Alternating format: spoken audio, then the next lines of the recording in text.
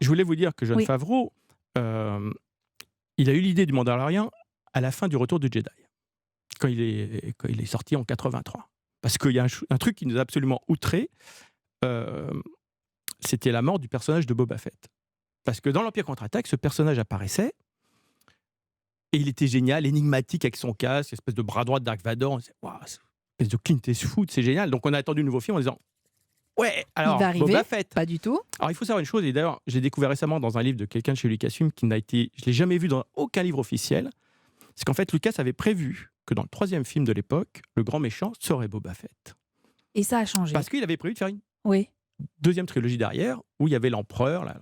Et puis, sur l'Empire contre-attaque, il a dit à ses équipes, bon, bah, j'ai changé d'idée.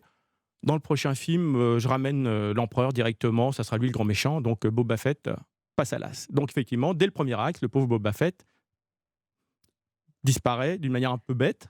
Et donc, on est tous sortis de la salle en disant, ah, merde, Boba Fett. Et donc, Favreau, lui, est sorti, et il a écrit le Mandalorian quelque part.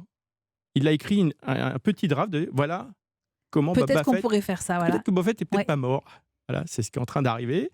Et en fait, quand il a vu les derniers Jedi, Favreau était un peu, comme beaucoup des gens de notre époque, un peu outré par le film et en disant mais où est-ce qu'ils vont avec Star Wars, quoi. Et donc il a demandé un rendez-vous avec Kathleen Kennedy de Lucasfilm et lui allait lui pitcher le Mandalorian en disant vous pouvez pas continuer à ces films qui sont trop compliqués où vous refaites les films de George mais un peu différemment. Voilà ce que je vous propose de faire. Et là, bravo à Kathleen Kennedy, elle a dit ok, on va faire une série de télé. Parce que le problème, une des choses qu'ils n'ont pas évalué, c'est la complexité de Star Wars et la complexité à le faire. On peut se dire, oh, c'est simple, je suis Walt Disney Company, je fais plein de films.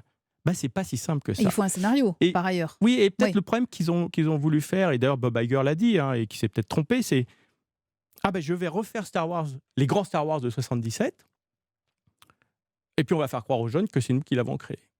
Mais le problème, c'est que pour aller refaire la Mona Lisa, vous avez intérêt d'être aussi bon que Léonard de Vinci. Oui, Non, on mais est c'est bien ça le d'accord. problème. Non, mais c'est vrai. Et donc, ils ont fait un film qui a effectivement plein d'effets spéciaux, mais Il n'y a pas l'esprit. il n'y a pas le truc, ce qu'on appelle Light in the Bottle aux États-Unis, le truc qui fait que c'est génial. Et donc, tout d'un coup, ils n'ont fait qu'une chose, c'est faire comparer leurs films aux anciens. Donc, en fait, ils se sont tirés pour moi, ils tiré une balle dans le pied. Mandalorian, l'intérêt, c'est qu'ils vont sur un autre univers en utilisant les codes de George Lucas. Et c'est ça la force de Favreau. Et quelque part, c'est ça la force de Star Wars.